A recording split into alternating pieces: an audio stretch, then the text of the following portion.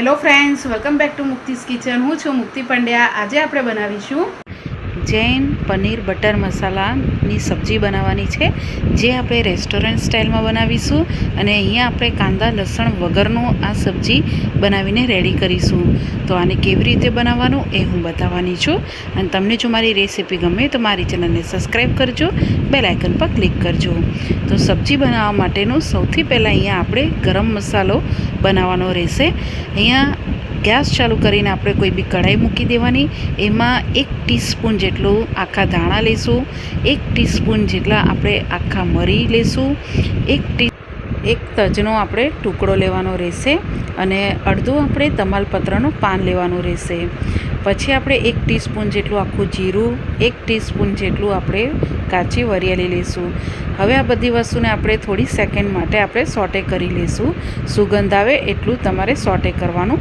પછી 2 લાલ વગરના મરચાં એડ કરી દઈશું અને એને બી આપણે થોડી સેકન્ડ માટે સોટે કરી લઈશું. હવે અહીંયા સરસ રીતે શેકાઈ જાય પછી આપણે ગેસની ફ્લેમ બંધ કરી દઈશું અને આ બધા મસાલાને આપણે એક પ્લેટમાં કાઢી લઈશું અને રૂમ ટેમ્પરેચર ઉપર આપણે ઠંડુ થવા દઈશું. રૂમ ટેમ્પરેચર ઉપર આ ઠંડુ થાય પછી આપણે આને પાવડર ફોર્મમાં પીસીને રેડી કરી લેવાનું રહેશે. હવે આપણે અહીંયા પાવડર ફોર્મમાં પીસીને રેડી થઈ જાય પછી સેમ કઢાઈ આપણે લઈ લેવાની રહેશે. એમાં આપણે અડધુંથી 1 ચમચા જેટલું આપણે તેલ લેવાનું છે. તેલ હલકું ગરમ થાય એટલે એની અંદર આપણે બધા જ પનીરના ટુકડા એડ કરી દઈશું. આ રીતે મોટા ટુકડા તમારે કાપીને રેડી કરવાના રહેશે. અહીંયા મેં 150 ગ્રામ જેટલું પનીર લીધું છે, જેને આ રીતે ચોરસ ટુકડામાં કટ કરી લીધા છે. પછી એના ઉપર આપણે 5 ટીસ્પૂન જેટલું લાલ મરચું પાવડર, 5 ટીસ્પૂન જેટલું હળદર પાવડર, 5 ટીસ્પૂન જેટલું ધાણા જીરું પાવડર અને ચપટી આપણે મીઠું એડ કરીને પનીરને આપણે તેલની અંદર સોટે કરી લેવાનું છે.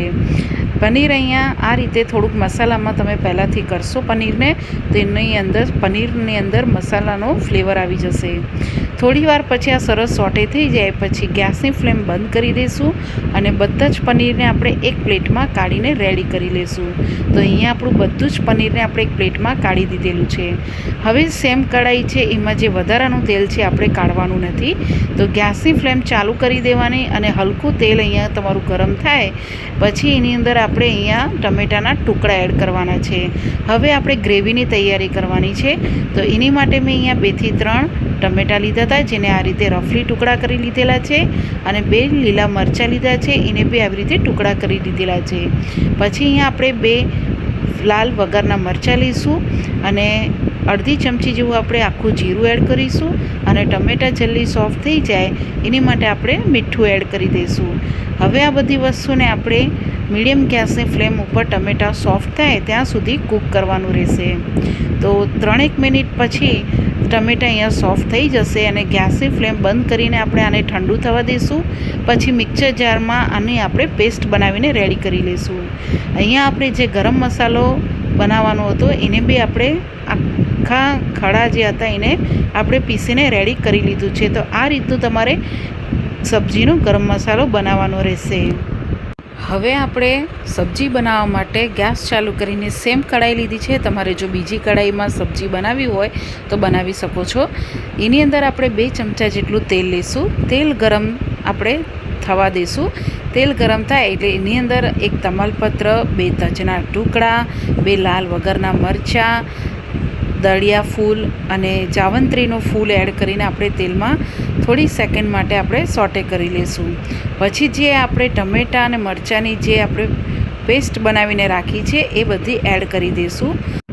હવે આપણે થોડી વાર માટે આ ગ્રેવીને આ રીતે જ ખુલ્લી કૂક કરવાની રહેશે. 1 થી 2 મિનિટ જેવું થાય પછી તમારે આની અંદર 1 ટેબલ સ્પૂન જેટલું ધાણા જીરું પાવડર, અડધી ટેબલ સ્પૂન જેટલું આપણે લાલ મરચું પાવડર એડ કરી દઈશું અને સરસ રીતે ગ્રેવીની અંદર મિક્સ કરી લઈશું. અહીંયા તમે મસાલો તમારા ટેસ્ટ પ્રમાણે ઓછા વધતા કરી શકો છો. હવે આપણે આને ઢાંકી દઈશું અને 3 થી 4 મિનિટ માટે કૂક થવા દઈશું. 4 મિનિટ જેવું થાય એટલે આપણે ખોલીને જોશું તો તમે જોઈ શકો છો કે ગ્રેવીમાંથી સરસ એવું તેલ છૂટું પડી ગયું છે. એટલે મીન્સ કે અહીંયા આપણી જે ગ્રેવી છે સરસ એવી કૂક થઈ ગઈ છે. એક વખત સરખી રીતે મિક્સ કરી લેવાનું. મિક્સ થઈ જાય પછી એની અંદર આપણે એડ કરીશું કાજુની પેસ્ટ. અહીંયા મેં 8થી 9 કાજુ લીધા હતા, જેને ગરમ પાણીમાં પલાળીને અને પછી આ રીતે પેસ્ટ કરીને એડ કરી દેવાનું છે. અહીંયા કાજુની પેસ્ટ એડ કરવાથી જે તમારી આ બટર મસાલા પનીરની સબ્જી છે એકદમ જ ક્રીમીશ બનશે અને ખાવામાં મજા આવશે. પછી આની અંદર આપણે થોડી કસૂરી મેથી એડ કરીશું અને મિક્સ કરી લઈશું. કસૂરી મેથી એડ થઈ જાય પછી જે આપણે ગરમ મસાલો પાવડર બનાવીને રાખ્યો છે એમાંથી આપણે 2 ચમચી જેવો ગરમ મસાલો પાવડર એડ કરીશું. અહીંયા આપણે બહારનો ગરમ મસાલો પાવડર ઉપયોગમાં નથી લીધો, કેમ કે બહારના ગરમ મસાલા પાવડરમાં કાંદા લસણનો પાવડર હોય છે. જો તમને કાંદા લસણ વગરનો પાવડર મળતો હોય ગરમ મસાલો તો તમે એ યુઝ કરી શકો છો. હવે સરખી રીતે આપણે મિક્સ કરી લઈશું. મિક્સ થઈ જાય પછી તમારે અહીંયા ગ્રેવી તમને કેટલી જાડી પતલી રાખવી છે એ પ્રમાણે તમારે પાણી એડ કરીશું. અહીંયા મેં અડધાથી ઓછું પાણીનો ઉપયોગ કરેલો છે. હવે આપણે આને ઢાંકી દઈશું અને બીજી 5-1 મિનિટ માટે કૂક થવા દઈશું. 5-1 મિનિટ જેવું થાય પછી ખોલીને જોશું તો આપણી ગ્રેવી અને મસાલો જે એડ કર્યો છે બધો એ સરસ એવું કૂક થઈ ગયું છે. આ રીતની તમારી ગ્રેવી બનીને રેડી થવી જોઈએ. હવે આની અંદર જે આપણે પનીરને સોટે કરીને રાખ્યું છે એ બધા જ પનીરને આ રીતે એક એક કરીને તમારે એડ કરી દેવાના રહેશે અને એકદમ હલકા હાથે તમારે આને મિક્સ કરવાનું રહેશે. અહીંયા પનીર ન તૂટે એ રીતે તમારે મિક્સ કરવાનું રહેશે. હવે આપણે આની અંદર મેઇન ઇન્ગ્રીડિયન્ટ્સ એડ કરવાનું છે, જે છે બટર. અહીંયા મેં હોમમેડ બટર લીધેલું છે. તમારી પાસે જો ના હોય તો તમે બહારનું બટર બી લઈ શકો છો. બટર એડ કરવાથી જે તમારું સબ્જી છે એકદમ જ ક્રીમીશ અને એકદમ જ શાઇનવાળી બનીને રેડી થશે.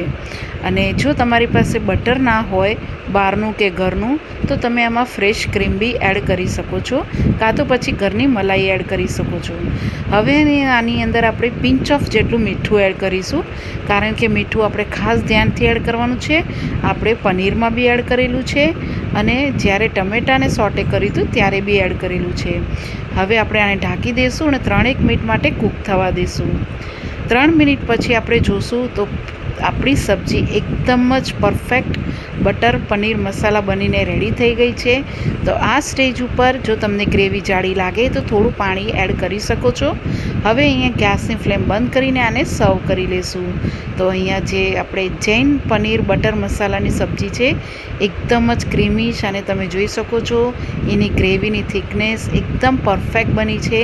ઉપરથી આપણે થોડુંક પનીરને ક્રમ્બલ કરીને આ રીતે એડ કરીશું, જેથી દેખાવમાં બી સરસ લાગશે અને ખાવામાં બી મજા આવશે. તો તમે આ રીતે રોટલી પરોઠા કે પછી જેની જોડે તમને ભાવે તમે એની સાથે આ પનીરનું શાક ખાઈ શકો છો. તો તમે એકવારથી આ પનીર બટર મસાલા જૈન સ્ટાઇલમાં અને કાંદા લસણ વગરની એકદમ પરફેક્ટ ટેસ્ટમાં બનીને રેડી થઈ છે. જરૂરથી ટ્રાય કરજો અને તમને જો મારી રેસીપી ગમે તો મારી ચેનલને સબસ્ક્રાઈબ કરજો, બેલ આઇકન પર ક્લિક કરજો અને કેવી લાગે છે મને કોમેન્ટ્સ બોક્સમાં જણાવજો. Thank you for watching.